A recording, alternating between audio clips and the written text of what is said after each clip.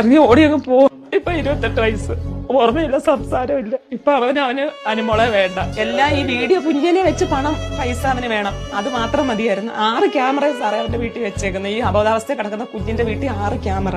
എന്നിട്ട് അവൻ ഫേസ്ബുക്കിൽ കൂടെ ഇത് ചെയ്ത് മൂക്ക് കാമുകന്മാരുണ്ടെന്ന് ഇവൻ ഈ അവസ്ഥയാക്കി ഇട്ടിട്ട് കഥവടച്ചാൽ മതി. നമുക്ക് ഈ വീഡിയോ ചെയ്ത പൈസ മൊത്തം അവന്റെ കയ്യില്ല. പല രീതിയിൽ അവൻ ചെലവാക്കും. അവന് പൈസ കിട്ടിയപ്പോഴത്തേക്ക് അവന് ഭ്രാന്തായി. ഒരു തരത്തിലും അവനോട് ചാരിറ്റിയുടെ പേരിൽ പല തട്ടിപ്പും നമ്മളെല്ലാരും കേൾക്കാറുണ്ടല്ലോ. പക്ഷെ ഒരിക്കലും ഒരാളുടെ മനസാക്ഷിക്ക് അനുവദിക്കാത്തൊരു തട്ടിപ്പാണ്.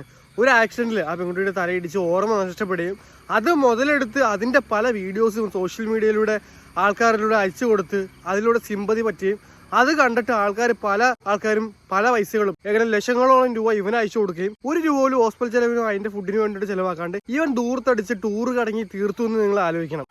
എത്ര മനസാക്ഷി ഇല്ലാത്തവനാണെന്ന് നിങ്ങളൊന്ന് ആലോചിക്കണം. ഇത്രയും മനസ്സ് കട്ടിയാക്കാൻ ഒരാളെ കൊണ്ട് സാധിക്കും?